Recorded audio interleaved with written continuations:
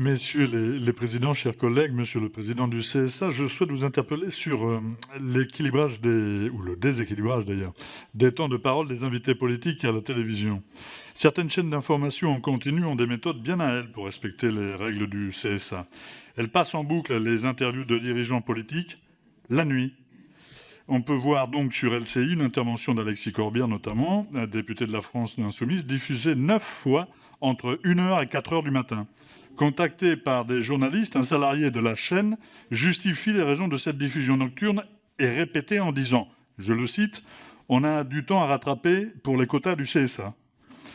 Les différentes enquêtes journalistiques montrent que cette tendance à diffuser à outrance une interview la nuit concerne très majoritairement les partis situés à gauche de l'échiquier politique. Au regard des disparités d'audience entre les émissions du jour et de la nuit, il y a donc une sous-exposition de ces responsables politiques qui semblent menacer l'équilibre et l'exigence du pluralisme politique dans les médias. Cela s'explique notamment par le règlement du CSA qui ne prône qu'une approche quantitative de l'équilibrage, sans précision sur les horaires de diffusion.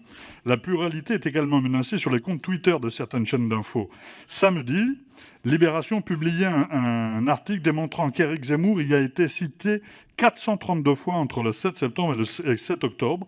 Quant au hasard, bien au grand hasard, Jean-Luc Mélenchon n'a été cité que 141 fois, soit 2,5 fois moins. Certains candidats, pourtant déclarés officiellement, ne sont même pas cités du tout.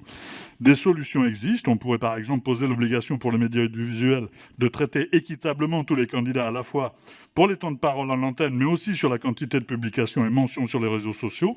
Et concernant les horaires de diffusion, une approche qualitative, veillant à ne pas concentrer les temps d'antenne d'une force politique la nuit, me semble opportune. Qu'en pensez-vous et quelle autre préconisation pouvez-vous nous proposer pour pallier à ces dysfonctionnements ? Merci. Aujourd'hui. Alors j'entends votre observation. J'ai eu l'occasion d'écrire au président Mélenchon sur ce sujet-là il y a très peu de temps puisqu'il m'avait interrogé. Je vous donne mon sentiment.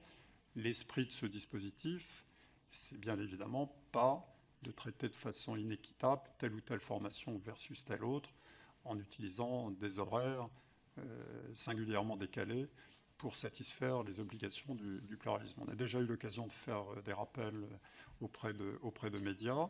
Votre groupe nous a alertés il n'y a pas très longtemps sur un cas particulier. Nous allons faire un bilan du trimestre en cours, donc, qui se situera probablement fin novembre. On regardera exactement la situation des différentes formations politiques. Si on est amené à reconstater ce que vous évoquez, nous interviendrons auprès des chaînes en question.